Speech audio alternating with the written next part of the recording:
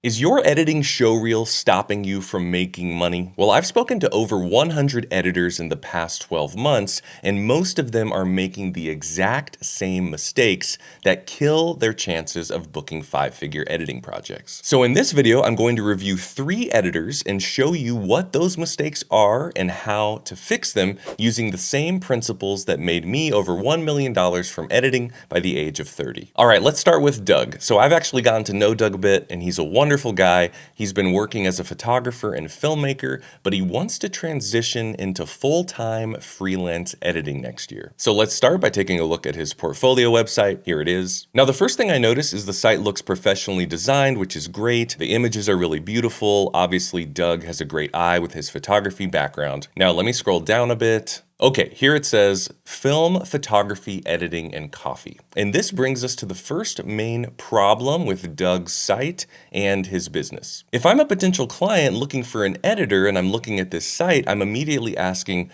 are you a photographer? Are you a filmmaker? Are you an editor? So the first problem is you don't have clear positioning. If you want to get hired as an editor, potential clients need to see immediately that you specialize in editing, especially for high-end jobs. By the way, if you want me to review your editing business, you can sign up to my email list at the link in the description and apply for my next review. Now let's scroll down a bit. Okay, we've gotten to some film work, and this brings up the next big problem. So my first impression here is, where do I click? There is just a lot going on. So this looks like it might be a director of photography / editor reel.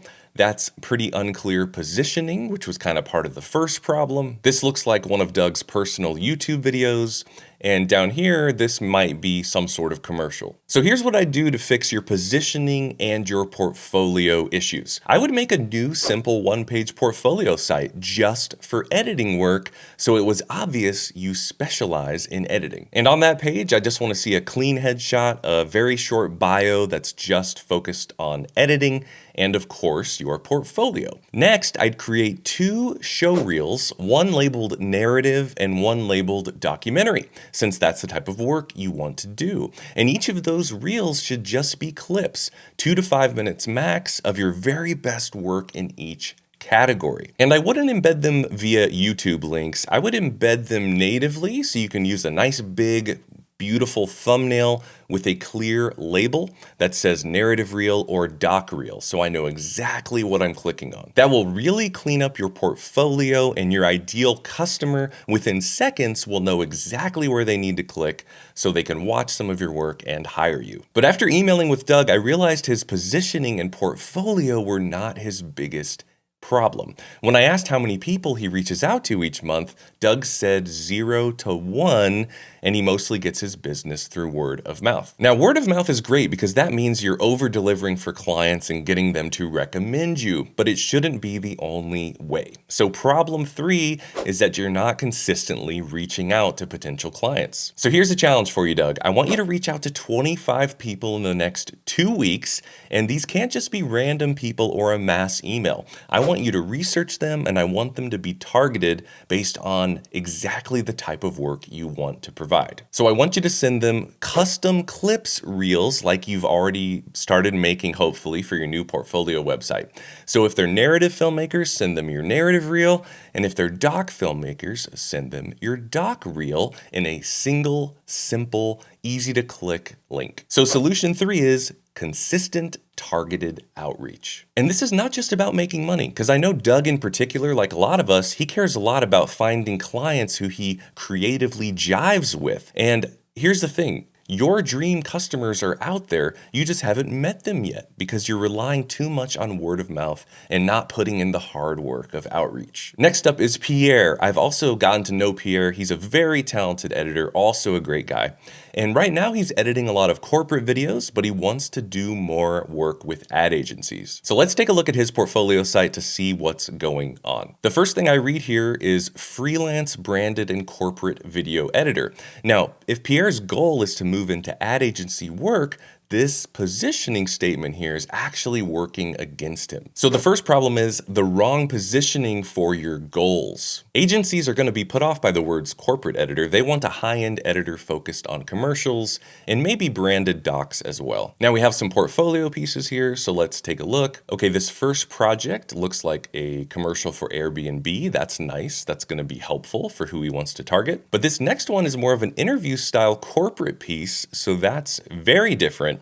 And then on this page, I even see a short film. So problem 2 is he doesn't have a clear editing niche. So the first fix is easy. I would just remove that line that says branded and corporate editor, and that would clear up your positioning. And then I'd pick 1 to 2 editing niches, probably commercial and corporate, seems right for what Pierre's going for. I'd add 1 embedded reel labeled commercials, and I would start with your Airbnb commercial and then add other high quality commercials. And it can be short. It could be just 2 to 3 spots. And then if corporate work is still a big part of your income, I'd make a single corporate reel with your very best corporate clips, but just don't exceed 5 minutes, the shorter the better. So the second solution is have 1 to 2 clear show reels. So let's say I'm a potential client looking for an editor. I'm going to stay on a site for about 15 seconds. So that means you need to make it extremely easy for me to find exactly what I need. Now there's one more issue. After speaking with Pierre, he also does not have a clear outreach system in place. What's the use of having a great reel if you're not proactively sharing it with people to find those dream clients? So Pierre, I also want you to reach out to 25 targeted people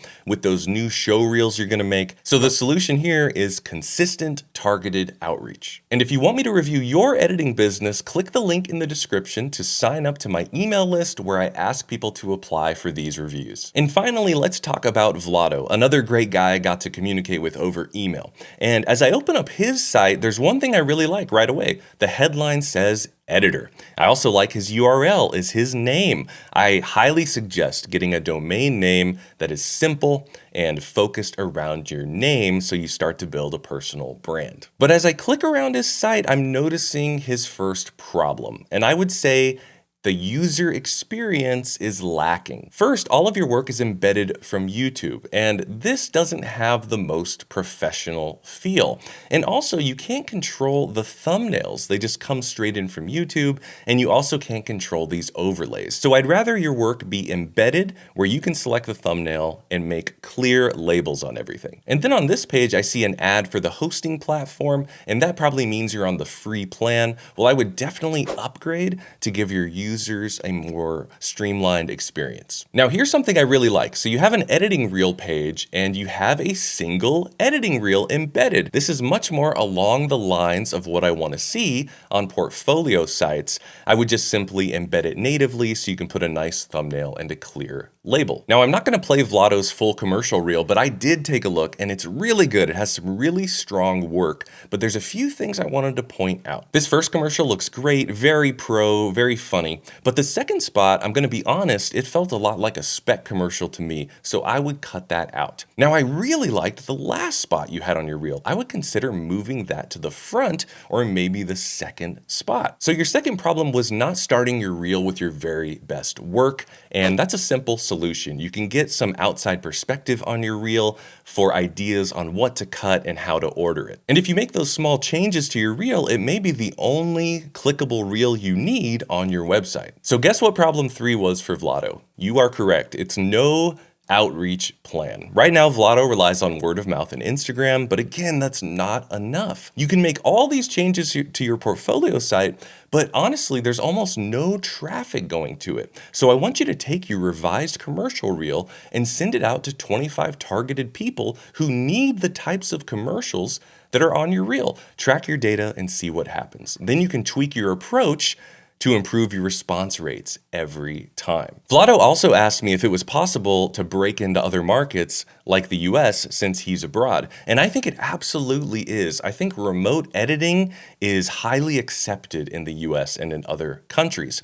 But Vlado, I would highly suggest you make those tweaks I mentioned so that you're extra buttoned up when you're reaching out as a remote editor. And if you want me to help fix your editing business like I did today for Doug, Vlado, and Pierre, click the link in the description description to sign up for my email list so you can submit your business for my next review. Now you know what mistakes are stopping you from making more money as an editor, but to make real progress, you have to take a hard look at your entire editing income pipeline. So watch this video next to discover the exact 5 places your pipeline is getting stuck and how to fix it. Happy editing.